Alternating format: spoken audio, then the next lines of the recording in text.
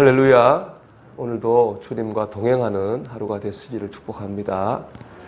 오늘 본문에서 사도 바울은 데살로니가 교인들에게 자신의 사역을 위해서 중보기도 해달라 이렇게 요청하고 있습니다. 구체적으로는 말씀이 잘 퍼져나가기를, 또 부당하고 위험한 사람들에게서 사역자들을 지켜주시기를 기도를 하고 있는데요. 이 짧은 구절 안에 우리를 향한 하나님의 분명한 음성이 있습니다. 첫째로 하나님의 일도 성도들의 삶도 혼자서는 못한다는 거예요. 함께 해야 된다는 겁니다. 사도 바울은 위대한 사도입니다. 그는 신약 성경 13권을 썼고요. 많은 교회를 개척했고 많은 사람에게 전도했고 많은 사람을 양육했는 정말 영웅이죠. 영웅 같은 사람입니다. 그런데 그런 그가 자기가 전도하고 자기가 양육한 어떻게 보면 소신자들인 사람들에게 자신을 위해서 기도해달라 그렇게 부탁하고 요청하고 있습니다. 왜 그렇습니까? 하나님의 일은 아무리 뛰어나도 혼자 할 수 없기 때문에 그렇습니다. 하나님은 한 사람의 영웅을 통해 역사하시는 분이 아니라 모든 성도들의 연합을 통해서 함께함을 통해서 일을 하시는 분이기 때문에 그렇습니다. 하나님의 일도 신앙생활도 혼자 할 수 없습니다. 함께 해야 되는 겁니다. 연합해야 되는 겁니다. 유명한 부흥사죠. 무디 목사님만 청년이 찾아왔어요. 목사님 교회를 안 나오고 혼자 신앙생활하면 안 됩니까? 혼자 성경 보고 혼자 예배드리고 혼자 찬송하면 안 됩니까? 그렇게 물었답니다. 그때 마침 무디 목사님이 이렇게 벽난로, 서양의 벽난로가 있잖아요. 벽난로 앞에 있었는데 장작이 안에 타고 있었죠. 장작을 다 하나 따로 흩어져 놨어요. 그랬더니 어떻게 됐겠습니까? 장작불은 모여있으면 타지만 흩어져 저절로 꺼지잖아요. 장작불이 꺼졌습니다. 그리고 무디 목사님 청년에게 말하기를 집안이 좀 들어올 때보다 좀 차가워진 것 같지 않느냐 물었더니 그렇다고 그래요. 무디 목사님 말씀하시기를 장작을 흐트려 놓았기 때문에 불이 꺼진 거다. 이렇게 말씀하면서 이게 바로 그리스도인의 삶이라는 겁니다. 교회도 그리스도인도 모이면 하나님의 능력을 이렇게 임하고 성령의 불이 타오르게 됩니다. 서로 대화를 나누고 서로 함께 해야지 훈훈해지는 거죠.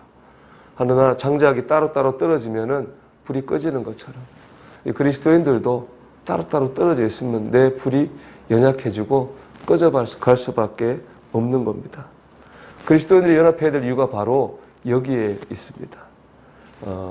제가 이 코로나가 시작되고 이가 연합해야 된다고 하는 공동체에 대한 말씀을 제가 여러 번 나누었던 것 같아요. 메시지를.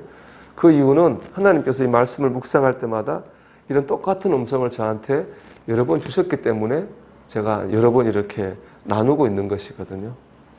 왜 하나님께서는 그러면 자꾸 이렇게 그런 생각을 해봤어요. 이제 설교를 쓰면서 하나님께 똑같은 이런 음성을 자꾸 주실까? 큐티하다 보면 그럴 때가 있거든요. 하나님이 똑같은 음성을 자꾸 주실 때가 있습니다. 그 이유는 하나죠. 그 말씀이 우리에게 지금 너무나 필요한 말씀이기 때문에 그렇습니다. 우리 현실에 꼭 있어야 되는 그런 말씀이기 때문에 그런 겁니다. 코로나로 우리는 떨어져 있습니다. 지금도 주일 예배 이후에는 큰 활동을 하지 못하고 있는 거죠. 물론 우리가 안전을 위해서는 조심해야 됩니다. 하지만은 마음까지 떨어져 있어서는 안 된다는 거죠. 서로에게 무관심해서는 안 된다는 겁니다.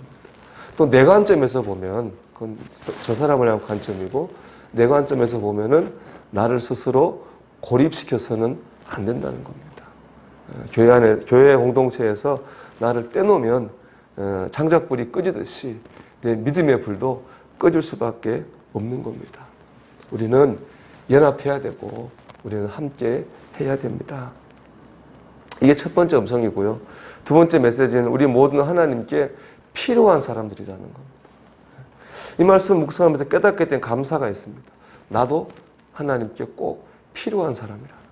하나님이 한 사람이 영웅을 통해 역사하시는 분이 아니라 모든 사람이 함께한 연합을 통해 일을 하시는 분이라는 거 하는 것은 뭡니까? 나도 하나님께 필요한 사람이라. 나도 하나님이 쓰시는 사람이라는 겁니다.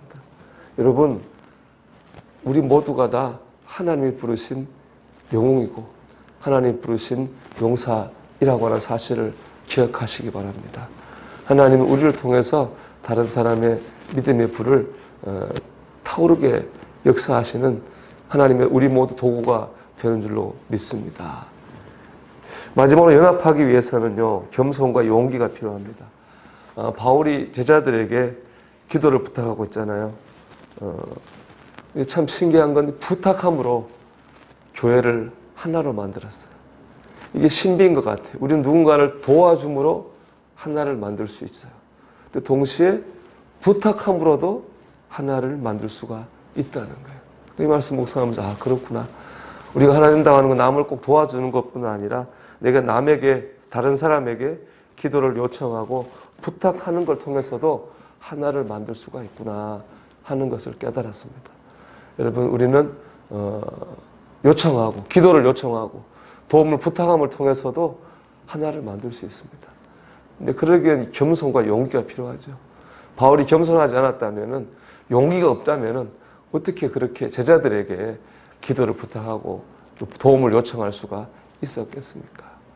여러분, 우리는 우리 자신을 고립시키지 않기 위해서는요, 겸손이 필요하고 용기가 필요한 겁니다. 제가 전인적 치유 수양의 사역을 꽤 여러 해 했었는데, 그때 옆에 기타 쳐주던 형제가 있었어요. 그 형제는 다른 사람이 막 은혜를 받고 성령을 체험하는데 정작 본인은 체험하지 못했어요. 5번째, 얼마나 은혜가 사모됐겠습니까? 남들은 은혜를 막 받는데 정작 찬양 인도하는 자기는 못 받으니까. 5번째 그 프로그램 했을 때인데, 사람들 이제 말씀을 듣고 서로 나누는 시간이 있거든요. 그때 자기의 모든 부끄러움, 어려움을 다 오픈하더라고요. 제가 그걸 보고 되게 은혜를 받고 싶은가 보다. 오죽하면 그런 결단을 했고, 하나님 앞에 정말 자기를 내려놔야 되겠다고 하는 그런 결단을 한 것 같더라고요. 그날 그가 큰 환상을 보는 은혜를 경험하는 것을 봤습니다. 여러분, 우리가 겸손이 필요하고 용기가 필요합니다.